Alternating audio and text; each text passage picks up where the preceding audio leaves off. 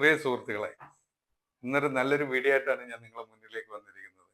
നമ്മൾ പലപ്പോഴും ചെയ്യുന്ന പല പല തെറ്റുകളാണ് നമുക്ക് വിനയായിട്ട് മാറുന്നത്. അത് പലരും ചെക്ക് ചെയ്യാറില്ല. കാര്യം എന്ന് പറഞ്ഞു കഴിഞ്ഞാൽ അത് അങ്ങനെ അങ്ങ് വിടും.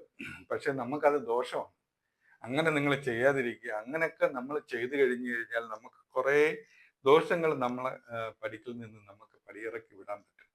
നിങ്ങൾ ഇങ്ങനെ ചെയ്യുക. കാര്യം എന്ന് പറഞ്ഞു കഴിഞ്ഞാൽ അതിലെ ഒരു കാര്യമാണ് ഞാൻ നിങ്ങളുടെ അടുത്ത് പറഞ്ഞു തരുന്നത്. കാര്യം എന്ന് പറഞ്ഞു കഴിഞ്ഞാൽ നമ്മൾ ഭക്ഷണം കഴിക്കുന്ന സമയത്ത് നമ്മളെ കുട്ടികളാവട്ടെ, നമ്മളാവട്ടെ, മറ്റുള്ളവരാവട്ടെ, ആരായാലും നമ്മൾ ടി വി വെച്ചും കൊണ്ട് നമ്മൾ ഒരു കാരണവശാലും ഭക്ഷണം കഴിക്കാൻ അനുവദിക്കുകയും ചെയ്യരുത്, നമ്മളും കഴിക്കരുത്. അതുപോലെ തന്നെ നമ്മൾ മൊബൈൽ ഫോൺ എടുത്ത് വെച്ച് കുട്ടികൾ കളിച്ചും കൊണ്ട് അല്ലെന്നുണ്ടെങ്കിൽ നമ്മൾ തന്നെ ആവട്ടെ, പല മെസ്സേജുകളാവട്ടെ, പല കാര്യങ്ങളാവട്ടെ, നമ്മൾ തന്നെ ഇത് നോക്കിക്കൊണ്ട് നമ്മൾ ഭക്ഷണങ്ങൾ കഴിക്കും. ഒരു കാരണവശാലും നിങ്ങൾ അങ്ങനെ ചെയ്യരുത്. കാര്യം എന്ന് പറഞ്ഞു കഴിഞ്ഞാൽ അങ്ങനെയൊക്കെ ചെയ്തു കഴിഞ്ഞാൽ നമുക്ക് വളരെയേറെ ദോഷങ്ങൾ ഉണ്ടാക്കുന്ന ഒരു കാര്യമാണ്. കാര്യം അന്നമാണ്. ഈ അന്നത്തിന് വേണ്ടിയാണ് നമ്മളെല്ലാവരും കഷ്ടപ്പെടുന്നത്.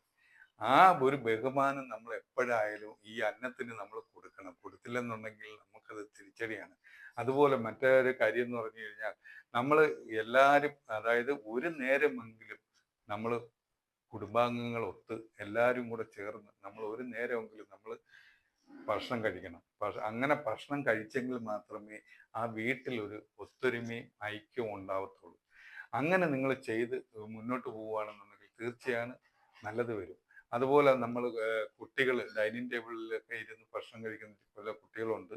കാലിട്ടാട്ടിയും അലക്ഷ്യമായിട്ടും ഒക്കെ അവർ ഇരുന്ന് ഭക്ഷണം കഴിക്കും. അത് ഒരു കാരണവശാലും അങ്ങനെ സമ്മതിക്കരുത്. അങ്ങനെ നിങ്ങളെ കണ്ണിൽ പെട്ട് കഴിഞ്ഞാൽ തീർച്ചയായും അവർക്ക് നല്ല വഴക്ക് കൊടുത്ത് അത് നിർത്തലാക്കണം.